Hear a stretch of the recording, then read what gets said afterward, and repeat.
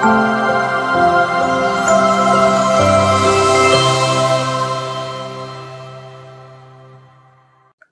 இயேசு கிறிஸ்துவுக்குள் எனக்கு அருமையானவர்களே, நம் ஆண்டவர் இயேசு கிறிஸ்துவின் நாமத்தினால் உங்கள் அனைவரையும் வாழ்த்தி வரவேற்கிறேன். பிரியமானவர்களே, கடவுளிடம் கூட நாம் வாதாடினால் நீதியை பெற்றுக்கொள்ள முடியும். ஆனால் வாதாடுகின்ற அளவுக்கு கடவுள் விட மாட்டார். ஏனென்றால் அவரே நீதியானவர். கிறிஸ்து இயேசு மிகவும் பிரியமானவர்களே, பொது காலம் 13வது வாரத்தில் வருகின்ற திங்கட்கிழமை எல்லாம் என்று இருக்கிறோம். இன்றைய வாசக சிந்தனைக்காக நமக்கு கொடுக்கப்பட்டிருப்பது முதல் வாசகமாக தொடக்க நூலில் இருந்தும் நற்செய்தி வாசகமா மத்திய நற்செய்தியிலும் செய்தி கொடுக்கப்பட்டிருக்கிறது. இதிலே சோதோம் குமாராவை அழிக்க புறப்பட்ட கடவுளிடம் ஆபிரகாம் வாதிடுகிறார், கெஞ்சுகிறார், அவரிடம் மன்றாடுகிறார். நீதிமான்களின் பொருட்டு அந்த நகரை அழிக்காமல் விட்டு விடுவீரோ என்ற கேள்வியை கேட்கிறார். அதிலே 10 பேர் இருந்தால் நான் அழிக்காமல் விட்டு விடுகிறேன் என்று கடவுள் சொல்லுகிறார். ஆனாலும் அங்கே இருந்தவர் லோத்து மாத்திரமே.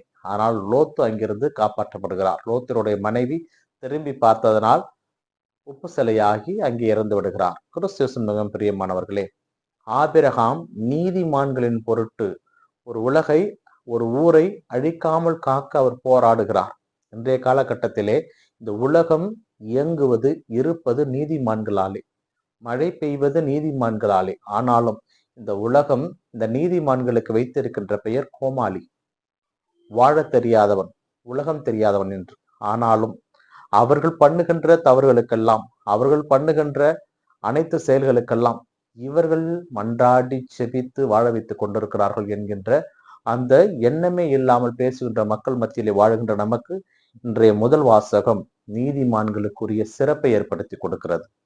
இன்றைய நற்செய்தி வாசகத்திலே நம் ஆண்டவர் இயேசு கிறிஸ்து, ஆண்டவரே உம்மை நான் பின்தொடர்வேன், உம்மை விட்டு நான் எங்கேயும் செல்ல மாட்டேன் என்று சொல்லுகின்ற பொழுது ஆண்டவர் வரை பார்த்து சொல்லுகின்ற வார்த்தை இதுதான். வானத்து பறவைகளுக்கு கூடுகள் இருக்கின்றன, நரிகளுக்கு பதுங்கு குழிகள் இருக்கின்றன, மானிட மகனுக்கு தலை சாய்க்க கூட இடமில்லை. அப்படி இருக்கின்ற பொழுது என் பின்னே வந்து என்ன செய்ய போகிறார் என்ற கேள்வியை கேட்கிறார்.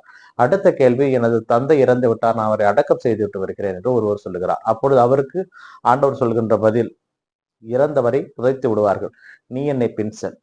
ஒருவர் ஆண்டவர் விட்டு விலக நினைக்கிறார், ஆண்டவரை அழைக்கிறார். ஒருவர் ஆண்டவர் வர நினைக்கிறார், ஆண்டவரை விளக்குகிறார்.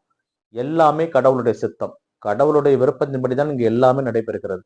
அவர் விரும்பி ஏற்றுக்கொண்டால் ஒழிய அவர் பணி செய்ய யாராலும் வர இயல முடியாது. ஆனாலும் இக்காலகட்டத்திலே பல பேர் பல முறையிலே இந்த அழைத்தலை பயன்படுத்தி கொண்டிருக்கிறார்கள். இந்த அழைப்பு பிழைப்புக்கானது அல்ல.